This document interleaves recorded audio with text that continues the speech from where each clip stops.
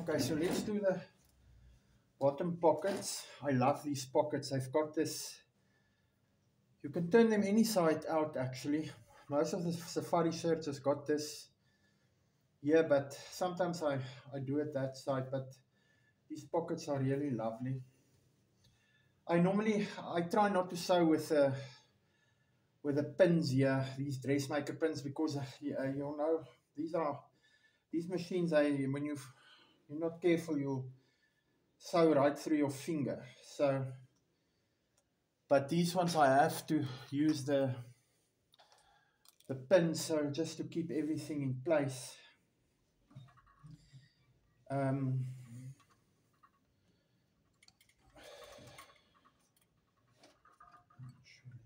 sure everything is fine here.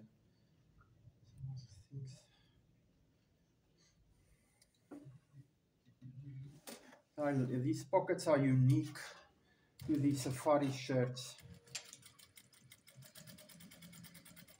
and you have to do the stitch. I'll show you now here at the bottom, around the pocket, just to prevent it from opening up. So when the person puts his hand in the pocket, this pocket opens up and for more space. And you don't want it to open up here at the top, because then after that it's difficult to iron it back in place. But these pockets, they're so beautiful, these pockets. So what can happen is,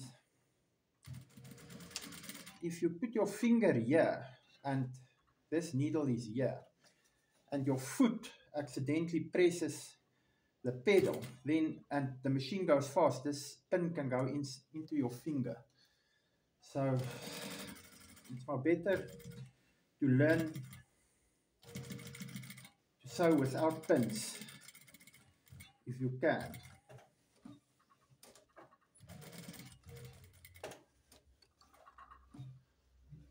Because you can injure yourself with these machines if you're not careful.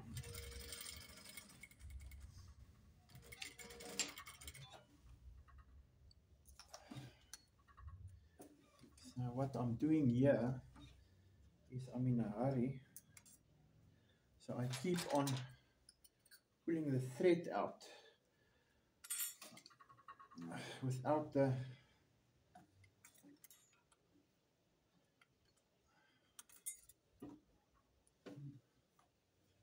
thing here on high.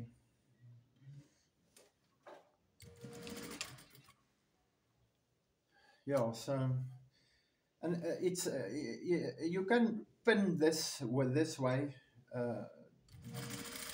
then you can you can use pins, and then it's a bit more safe. But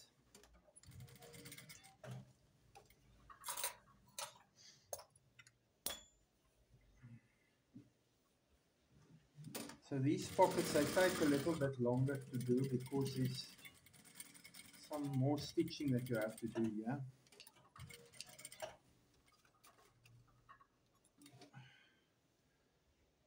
What am I doing here now? I'm not sure. What you can buy for these machines also is a regulator on the right hand side that you put here on the flywheel, and then the needle will stop automatically on top, or it will stop at the bottom. This motor that is in here has got a lovely control panel, but I think if you do a lot of work, then you can buy that extra for the machine, and then whenever you stop stitching, the needle will go up in the right position, and you can just open everything up. But that's just extra money that you are paying. Maybe I'll do it one day, but now there's no need for it. I don't. I work like this, and it's fine for now.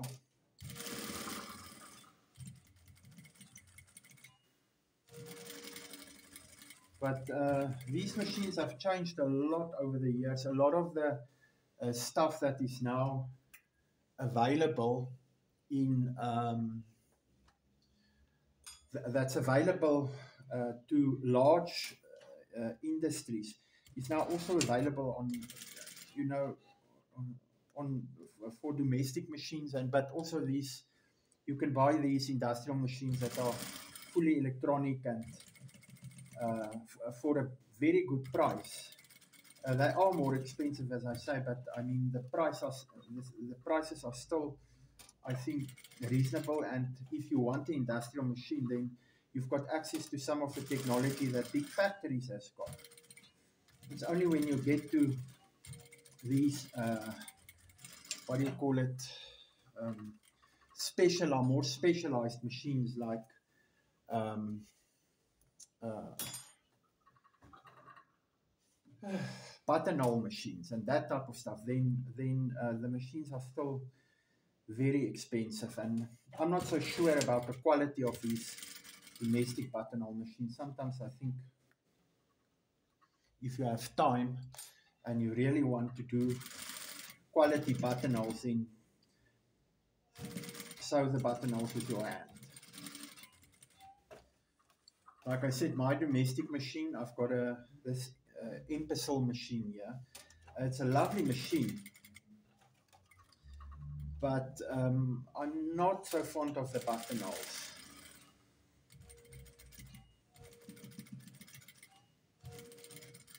But I don't know.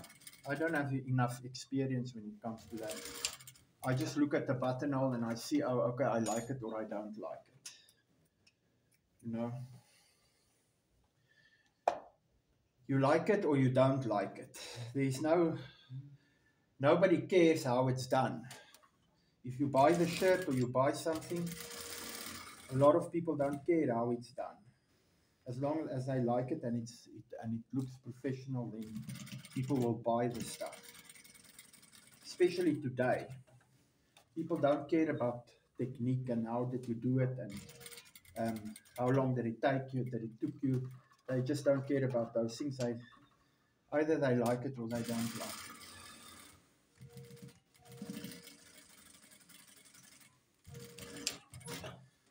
But if you do your prep beforehand, do your ironing, your cutting and all your stuff, then the whole sewing thing goes quick. You can do this work quite fast, make a lot of these shirts.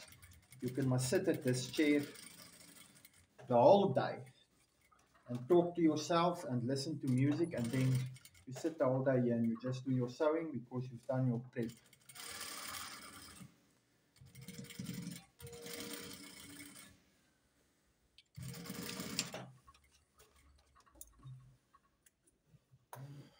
The quality is very good. Everything is straight. It looks very, very, very nice.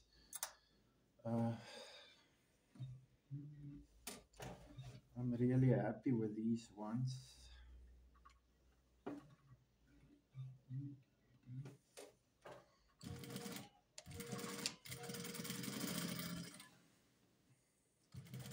The thing is, with these garments, you can do the process and you can do everything, but this you always try and improve on the quality and how you do things and so on.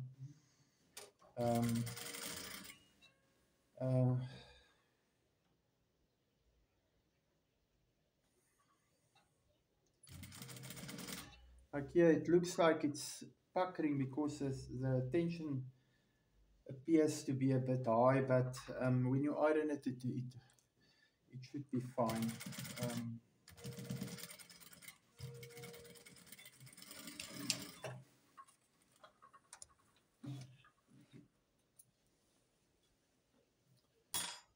So we're almost finished with this. What's left is the collars. We're going to do the collars quickly, and then the bias binding that comes on the side of the everything is threaded correctly. There's no trouble with the threading here. Now we're going to do the bias binding for the side vents and flaps. There's still something else that needs to be done here on this thing. Look at this every time. I don't know what's going on here now. I wonder if the tension is not that. The tension is fine there. I never changed it.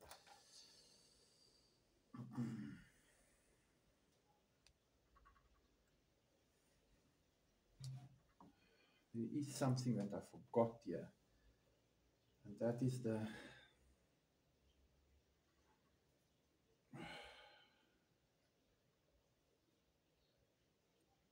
this to sew the bottom part of the pocket.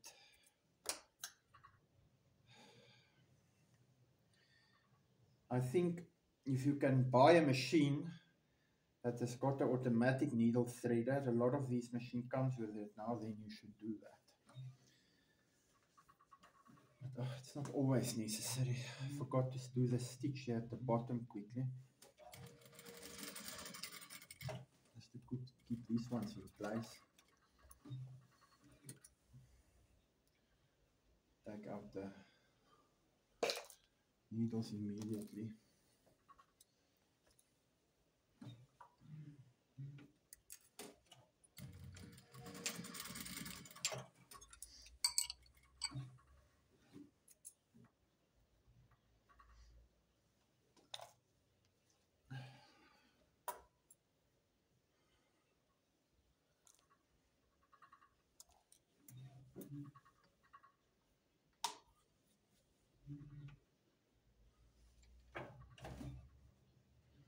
I'll just do a stitch here on the edge just to keep it nicely together. You don't never see the stitch in any case at the end of the day, because it gets folded into the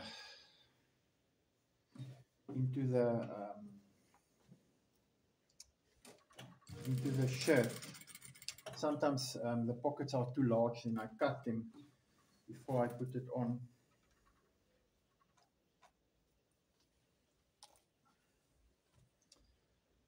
But you can do really a lot of these shirts a day if your preparation is done properly.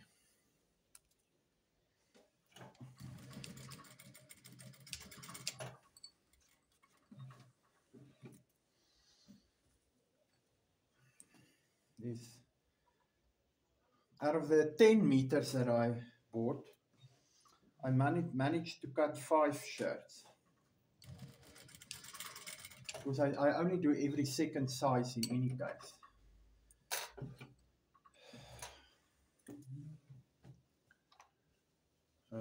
For these brown ones, I do small,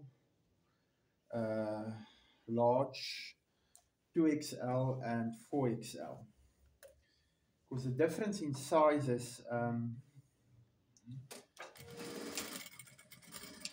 you know, these shirts must hang loose. So they're not tight-fitting shirts. I know the new clothing styles. I see the people. I don't know. It is how things change, but people are pushing themselves inside the clothes. So they everything fits tight around the shoulders, and it is how the world changes. But these safari shirts are linen shirts. They're made for the summer, and I don't like it when clothing hangs tight. So it's also personal preferences. But with linen shirts like these, they're really made for the summer, and they are loose hanging shirts. And the thing is with these safari shirts, they really look stylish if they just fit a little bit looser than normal. And you want to be comfortable when you dress for the summer. You don't want to, not that I'm an expert in it, but in any case, you don't want to feel uncomfortable when you walk. And these shirts, because they are also can be, you know, a type of more formal wear. And if you wear nice linen pants with it, then they really look nice. The idea is not to bring out these safari shirts now for the coming summer, and then I'm just going to focus on that, and then the following summer I will focus on the pants, nice linen pants. But for that winter, we're going to do jerseys as well, knitted jerseys, hand knitted jerseys, not jerseys that are machine knitted. So really to make the brand a little bit special. So we finished with the bottom pockets now. So what's next is the collars. There's some pockets here that's finished. So we're just going to do the collars now first. So I'm going to do that and then come back.